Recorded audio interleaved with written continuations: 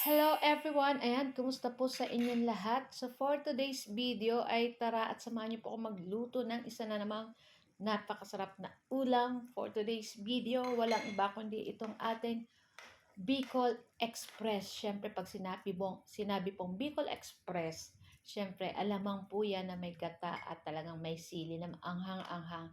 And siyempre gagamit po tayo dyan itong ating pork. Ayan.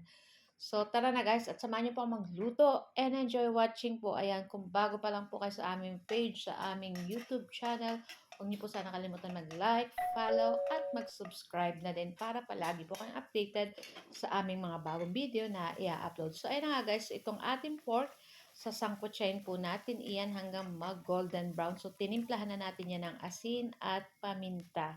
At pag nag-brown-brown na guys, pwede na tayo maglagay ng konting oil at dyan, gigisahin na natin dyan yung ating pork at isasabay na natin dyan yung ating luya. Ayan, yung ating ginger.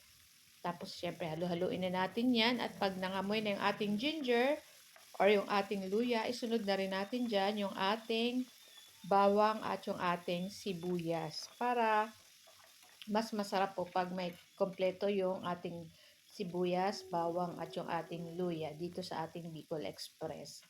Ayan. Tapos, syempre, halu-haluin na natin. Pakalagay natin ng ating bawang at sibuyas. I-mix-mix na po natin iyan. Minsan, guys, naglalagay ako dito ng kamatis. Kaya lang, naubusan ako ng kamatis. Kaya, okay lang.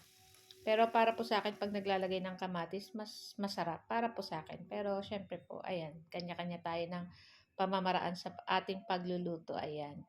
So, after niya, nilagay na natin dyan yung ating fresh na alamang or yung ating shrimp paste or yung ating maliliit na lamang. So, 1/4 yun guys. Tapos, sinugasan natin para maibsan or mabawasan ng alat.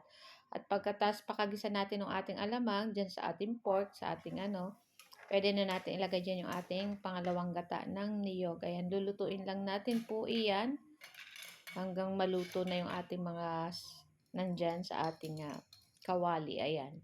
Tapos, naglagay po pala ako dyan guys ng 1 teaspoon sugar. Kung ayaw nyo naman po, pwede nyo naman skip kung ayaw nyo po maglagay ng sugar. Tapos, naglagay din pala ako dyan guys ng 1 teaspoon, 1 to 2 teaspoon na vinegar para mas masarap po. Hindi ko na lang na-videohan. Ayan. Pagkatapos, nilagay na rin natin dyan yung ating pinakaunang gata na iyon na magpapalapot dito sa ating Bicol Express. So, naglagay na rin tayo ng 3 pirasong sili. So, hindi ko na dinamihan guys kasi baka mapaanghang at hindi makain ng aking trisan. So, ayan na nga.